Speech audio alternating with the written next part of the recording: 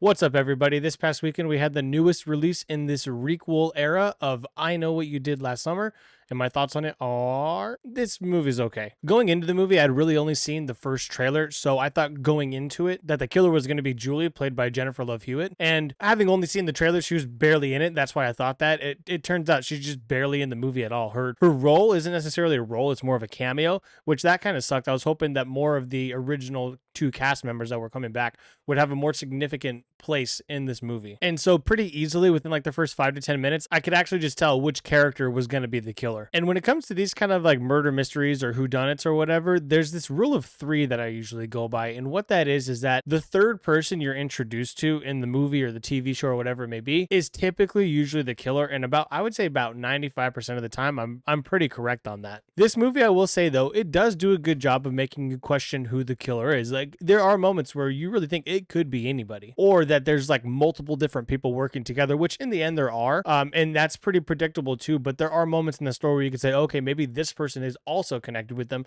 from this way and that way. But as I said earlier, once the returning characters of Jennifer Love Hewitt and Freddie Prinze Jr. come into play, it's super easy to tell who they are. Jennifer Love Hewitt has this like almost like a monologue. She's like a teacher and she says something about trauma and therapy or whatever. And then it immediately, I'm pretty sure it immediately just then like cuts to Freddie Prinze Jr. And then you're like, oh, okay, yeah, he's one part of the killers too. On top of that, this movie tries to be funny in a lot of scenes and it just isn't. The only time people laughed is because they were making fun of it. They weren't laughing at an actual like comedic sequence. And so that would just, it kind of takes you out of the movie when that happens. If this movie had released like 2 to 3 years ago, I think it'd actually be getting a lot more hate because it does take those like woke mentalities of like, oh, all men suck, like boss girl this, and then, or like I'm a little 110-pound girl and yet somehow I can fight off a 220-pound man. It just, a lot of this just stuff doesn't make any logical sense, but at that point it comes to you being able to suspend your disbelief and just kind of just roll with the punches at that point. But that kind of trope, it just, especially after the last like 5-6 years, it just gets so old so fast.